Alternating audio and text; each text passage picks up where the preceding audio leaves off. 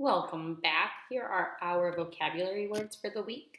On Mondays, I just like to do a quick introduction of the words as well as the story for the week. And then tomorrow we'll dive in a little bit deeper and I'll ask some questions as well with the read aloud. I'll ask some questions tomorrow as well.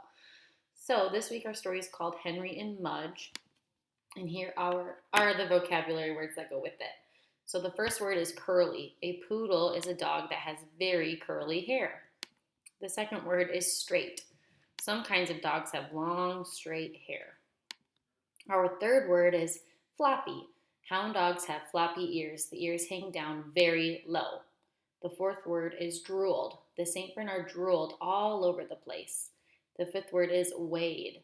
A dog can be weighed on a scale. Then the vet knows how heavy the dog is. The sixth word is stood. The children measured the dog. He stood 1 foot tall.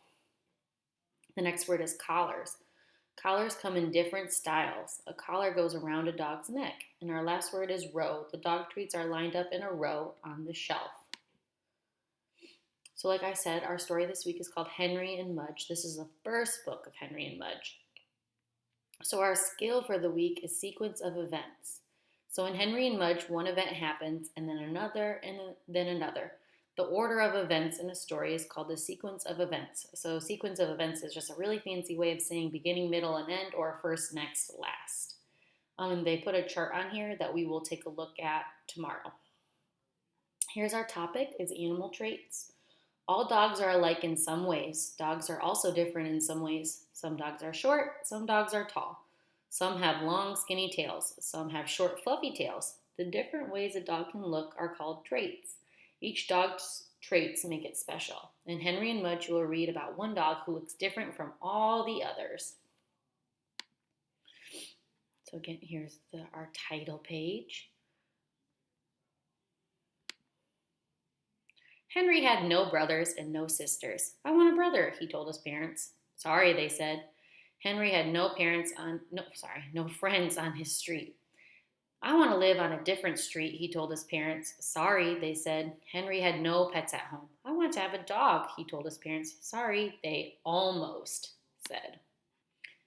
But first, they looked at their house with no brothers and sisters. Then they looked at their street with no children. Then they looked at Henry's face. Then they looked at each other. Okay, they said, I want to hug you, Henry told his parents, and he did. So the question on the bottom says, what happens after Henry's parents look at each other? What do you think they're thinking, or how they decide to say okay? Henry searched for a dog. Not just any dog, said Henry. Not a short one, he said. Not a curly one, he said, and no pointed ears. He wouldn't have liked either of my dogs. Then he found Mudge. Mudge had floppy ears, not pointed, and Mudge had straight fur, not curly. But Mudge was short. Because he's a puppy, Henry said. He'll grow. And did he ever? He grew out of his puppy cage. He grew out of his dog cage. He grew out of 7 collars in a row. And when he finally stopped growing, he weighed 180 pounds. He stood 3 feet tall, and he drooled. I'm glad you're not short, Henry said, and Mudge licked him, then sat on him. There is the end of Henry and Mudge.